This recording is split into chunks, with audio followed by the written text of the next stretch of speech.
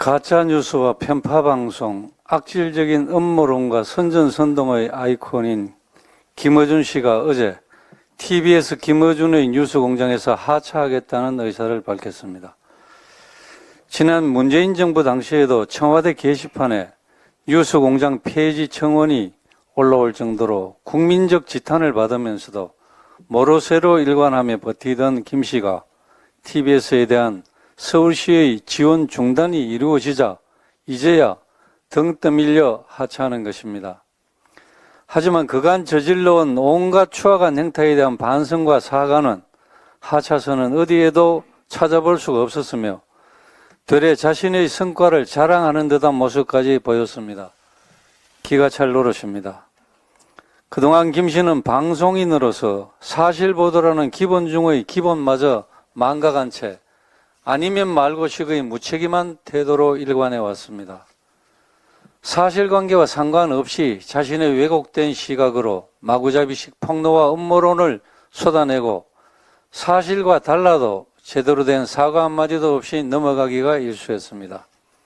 천안함 음모론, 18대 대통령 선거 개표 조작설, 세월호 고의 침모설, 서울시장 재보궐선거에서의 생태땅 사건 등 김 씨는 셀 수 없을 만큼의 가짜 뉴스로 대한민국을 분열과 갈등으로 몰아넣고 법치주의에 대한 불신을 조장했으며 자유민주주의에 대한 도전을 끊임없이 해왔습니다.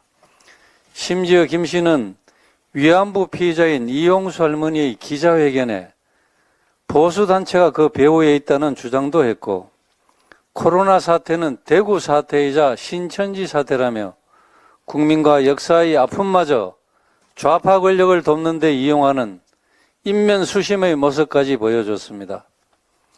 이렇듯 서울 시민의 혈세가 투입되는 TV에서는 교통정보 제공 등의 본래 취지와는 다르게 좌파 권력의 노예가 되어 언론 본연의 목적을 상실해버렸습니다.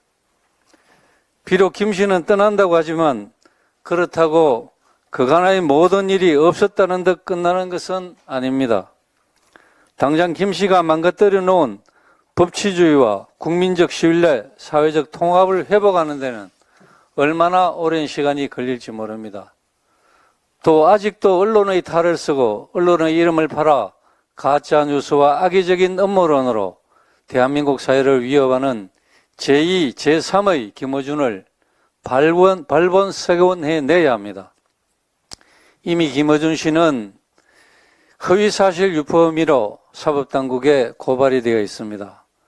다시는 가짜뉴스가 발붙이지 못하도록 우리의 아이들이 상식에 기반한 사회에서 살아갈 수 있도록 수사당국은 신속하고 철저한 수사를 통해 김어준의 범죄가 확인되면 엄벌해야 할 것입니다. 김 씨 역시 마지막 양심이라도 남아있다면 수사에 적극적으로 협조하고 그동안의 행태에 대해 국민 앞에 섰고 대지하기 바랍니다.